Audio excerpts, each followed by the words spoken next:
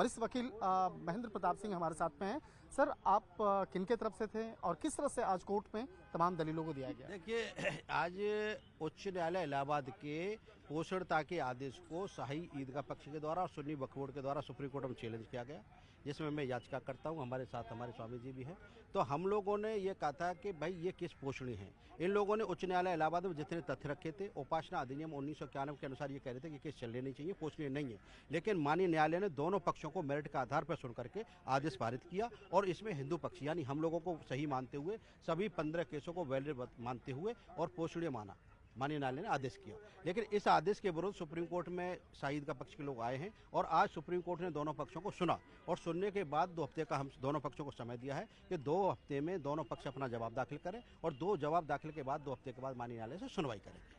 इसे बहुत आसाम और बोलचाल की भाषा में हम समझना चाहेंगे अपने दर्शकों के लिए, जो पोषणता वाली जो बात है, पोषणता का अधिकार, ये क्या होता है और किस तरह से इस मामले को लेकर? देखिए, शाही ईदगाह पक्ष के लोगों का ये कहना था कि जो हिंदू पक्ष के यानी हम लोगों ने जो केस डाले थे कोर्ट में, ये चलने नहीं चाहिए, क्योंकि उपासना अधिनियम 1991 आया था। उसके अनुसार 1947 की स्थिति कायम रहेगी। जो मंदिर है तो मंदिर रहेगा, मस्जिद है तो मस्जिद रहेगा। ये उपासना अधिनियम 1947 कहता है।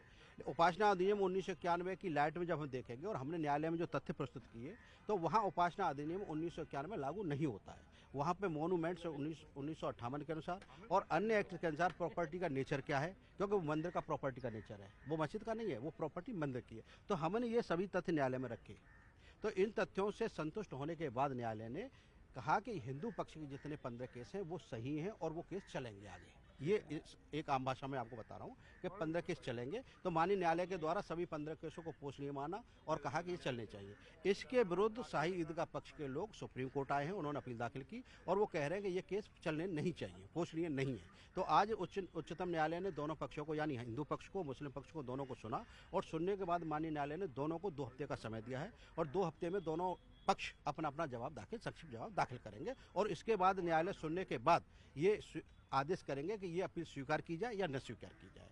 तो अब हम अपना जवाब 2 हफ्ते में अपना जवाब दाखिल करेंगे और मेरा मानना है कि इसमें जितने भी डॉक्यूमेंट थे, जितने भी आर्गूमेंट थे, वो लोअर कोर्ट में हो चुके हैं, यानी उच्च न्यायालय इलाहाबाद में हो चुके हैं। अब कोई औचित्य नहीं बनता है। ये सिर्फ शाही ईदगाह पक्ष के लोग जितने भी आदेश होते हैं उनके तुरंत अगेंस्ट ही सुप्रीम कोर्ट आते हैं। इनकी एक रणनीति है कि ये केस चलने नहीं चाहिए, इनको डिले किया जाए, ये जानते हैं इस बात को, इसलिए बार बार हिंड्रेंस पैदा करने के उद्देश्य से ये सुप्रीम कोर्ट आते हैं। और एक इनका उद्देश्य ये है कि ये केसों में अगर सुनवाई होगी तुरंत तो ये सत्य सबके सामने आ जाएगा, क्योंकि इन्होंने इनक्रोच की हुई प्रॉपर्टी, वो 13.37 एकड़ की जो प्रॉपर्टी है, इसमें 2.5 एकड़ में जो ईदगाह बना हुआ है वो असली गर्भगृह है भगवान का। तो वो असली गर्भगृह को ये कैप्चर करके बैठे।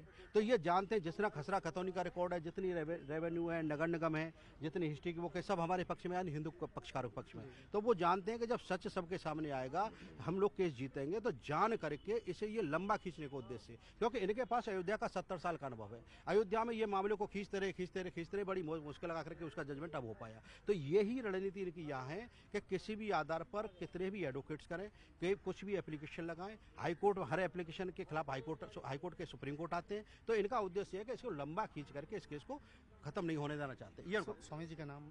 स्वामी जी श्यामानंद महाराज जी हैं, हमारे साथी हैं और श्री कृष्ण जन्मभूमि के केस के वादी भी हमारे साथ में।